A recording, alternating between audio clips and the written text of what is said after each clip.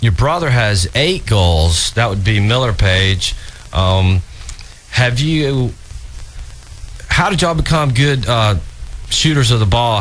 What makes you? Let me start with Miller. Miller, what makes you a scorer? How do you know how to score? Well, I've been playing soccer my whole life, so I've been around the game a lot, and you just practice a lot, and game experience really helps, and just scoring, just like helping. It also helps when you have great teammates, give you easy chances to score, and every time you score, it just builds your confidence and just lets you keep going, and you just get scoring more and more. Coach, you got something to say? Yeah, both these guys won't say it, but they have one of the hardest work rates of anyone on the field.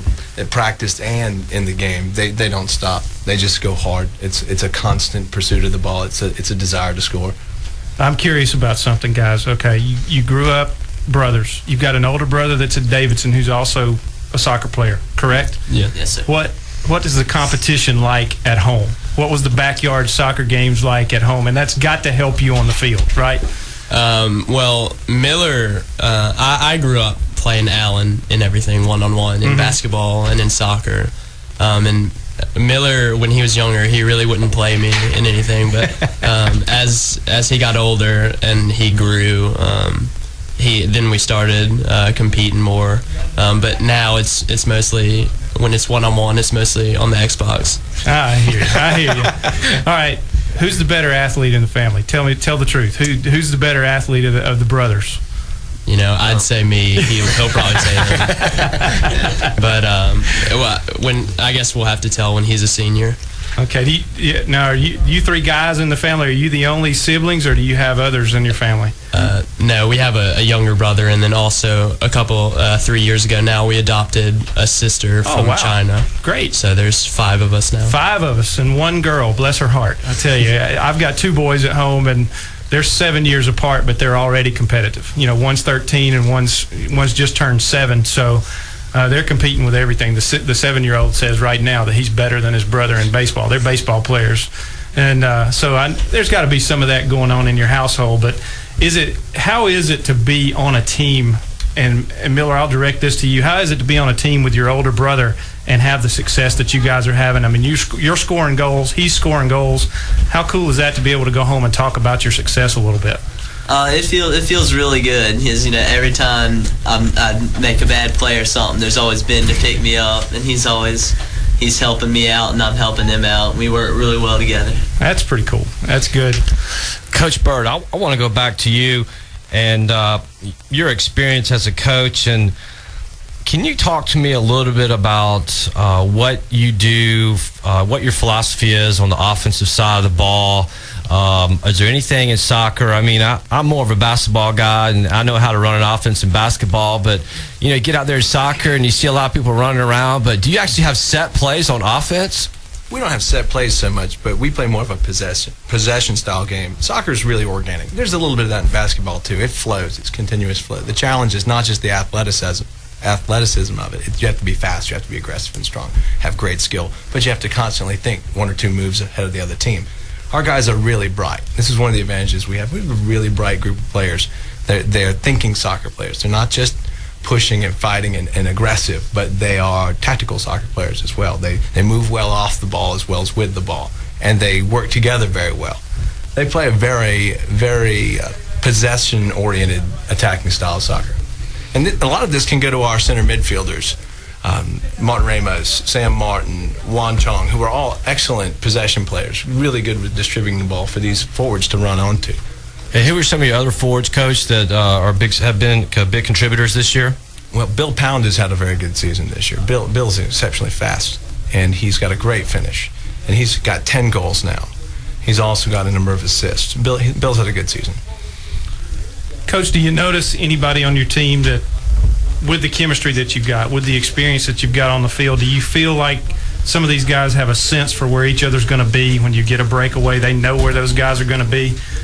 These 2 guys here. Oh, of course. Their chemistry is fantastic. Again, they won't say this. They're pretty humble, except when they're comparing each other. I hear you. But their chemistry is fantastic together. They move well together. They play the ball out. Miller's had 8 assists. That's right. He's our assist leader on the team, and a lot of that has been to his brother. So that's great. Has there been any? Yeah, I was going to ask you about the brother combination. Miller's had 8 assists, and some of those have been to Ben. So, do you guys just kind of know where you're going to be as brothers, or how does that work? Well, both of us are thinking players. We both understand the game pretty well, I feel like.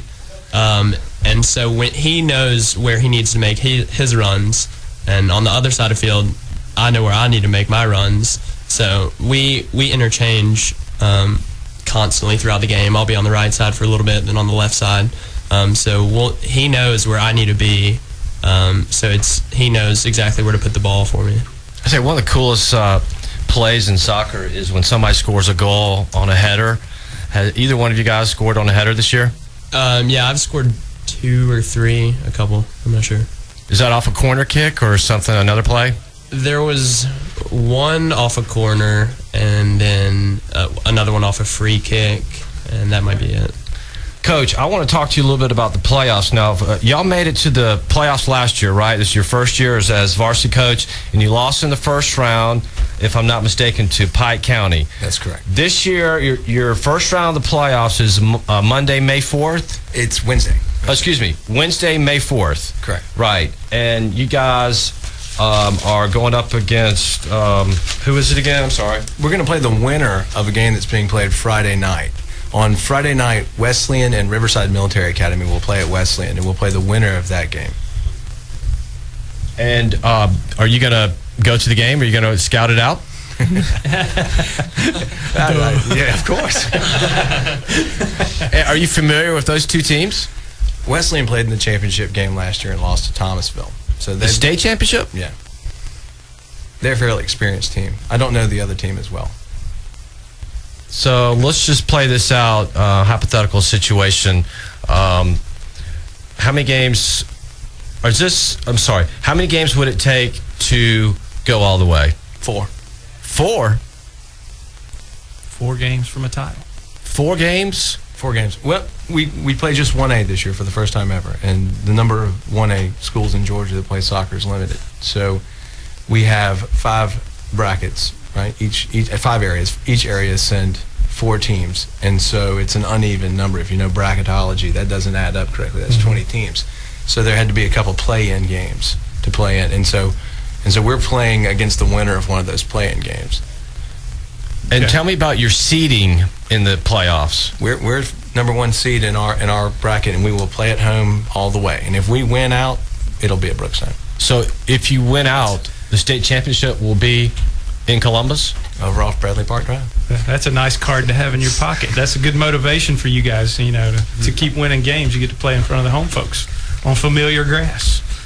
But tell us, let's go back to your season a little bit. You're 12-1-1. There's some stories about your 1 loss and your 1 tie. Starting with your tie, it was still basketball season, right? Correct. And so you tied Smith Station, who's having a pretty good season of their own over there. Excellent season. Yeah. And but you didn't have some of your guys because it was still basketball season. Well, the 2 guys that are our current leading scorers, Bill Pound, Ben Page, were both still playing basketball. Yeah. They were having a great season. They were winning games, and they were continuing to play, and that was fantastic. And we had game schedules we had to start. There's overlap. And at a small school like Brookstone, everybody plays everything. That's right. So you just wait till they're done. So we had a bunch of young guys out there. We had Miller out there. We had Martin Ramos, a couple freshmen. We had Juan Chong, a sophomore. We were really young on the field. And we held our own, though. We did well in the first several games we played without our guys. In fact, for a while, Miller was the leading scorer on the team. And gave Ben some motivation. That didn't last too long.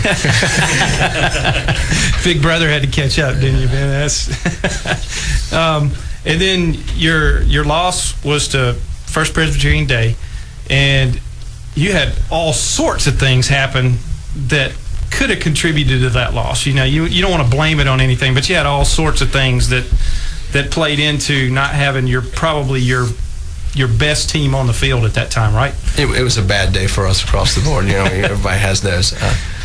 You'd rather survive them than exactly. not. But we had a number of factors. We had some injuries. Our center back, Rafael Arbalez, pulled a hamstring in the game and shook our defense up, and he was really a rock for us in the back. Wan Chong, who I've mentioned already, is a fantastic distributive player in the center of the field. Had an injury and had to come off the field. And Ben was away interviewing for a scholarship, so academics first. Absolutely. And so we were a little off kilter that day, but everybody has a bad day. Yeah, and you only had one, so there's a lot of teams that have one bad day a week. So you had one bad day in a season, so that's pretty strong to be able to come back and be 12-1-1 at this point. And look, we're really grateful. We're really grateful to our friends at Pacelli for beating FPD and helping us out here. I hear you. You hear that, Pacelli people? Somebody at Brookstone's grateful to you. How about that? That's mark that down on your calendar somewhere, that somebody at Brookstone appreciates you. So, but what's your strategy going in? How do you keep these guys? It's hard when you've had a lot of success and you've obviously won a lot of games in a row now. How do you keep these guys down to earth and not getting them overconfident as they approach another game, a game they probably feel like they can win? How do you keep them from getting a little bit ahead of themselves? Well, it's a pretty goofy group to start with. They if you've heard these two interacting, the whole team is like this. They keep each other grounded. If any one of them gets a big head, the others are gonna come in on him pretty hard. But they also want to win. They enjoy playing the game. They're out there every day of practice having a good time. If you watched us today, they were having a great time out there practicing. They have fun. They don't want to go home. They want to practice when it's not practice. They want to play. They love the game, and they enjoy competing. And with that attitude, I can do a lot with these guys. Oh yeah, absolutely. That's as we said earlier. We're kind of joking around. It's a good problem to have, but it really is a good problem to have, because if you have kids who want to be there, who want to compete, it makes your job as a coach a lot easier and a lot more fun, because those guys are going to give you the effort. And guys, tell us, what do you do to get ready for a game? What are you doing right now to get ready get yourself in the mind frame next week of the opponent that you're playing? Well, speaking as a senior, from here on out, any game could be my last. And with 16 seniors, almost everyone on the team has that mindset. So each senior on the team wants to win and wants to go all the way. Everyone on the team does, but it just means that much more to us seniors because it's our last shot at it. But we're working hard. We've picked up the running this past week, trying to stay in shape, just so if it comes down to those last few minutes in the game, we'll have the upper hand. But it comes down to the desire, and everyone on this team does not want the season to end yet. Cool. How do you feel about your conditioning? The weather's gotten warmer. It's gotten, it's downright hot a few days here lately. How have you guys responded with that in the heat? How have you handled that? Well, our first response at practice is to rip our shirts off because it's pretty muggy out there. But it's tough. But like I said, we want to win, and so everyone's pushing themselves really hard. We're putting our work in. Coach Bird, I wanted to ask you something. I know Brookstone's won a lot of state championships in a lot of different sports, but have you ever won a state championship in soccer? No. In boys soccer? No. What about the girls? No. We've had teams that did well. Before I came, there were some teams that went to the semifinals for the girls, and there was a boys team that went to the finals, but no championships. And there's been some fantastic players to come out of Columbus through Brookstone, and some wonderful teams in the past. Now, looking at the rankings here, I know you guys, Brookstone's ranked number 6 in the state. You got Padilla ranked number 1, Pace Academy out of Atlanta, Savannah Country Day. Looking at the rankings here, is there one team that jumps out as being the team to beat? The tough thing about the brackets this year is there's no easy road. They're all going to be challenging. And if you look at their records and you look at, there's no undefeated teams. They've all beat each other up. All these teams coming from Atlanta, these private school teams from Atlanta, have all been playing each other all year round, and it's extremely competitive up there. And so they're going to be primed and ready to play, and we have to be ready to play. We have to expect every game is going to be the toughest game we've played all year, and we have to play like that. And just take them one at a time. Cool. And my last question, I'm gonna direct this one at Miller. Miller, you're a freshman. Team is loaded with seniors. What's it going to look like after all these seniors are gone? What's coming up for Brookstone? What's the future going to be for Brookstone soccer? Well, we really are. as much seniors as we have, our midfield is solely underclassmen. We have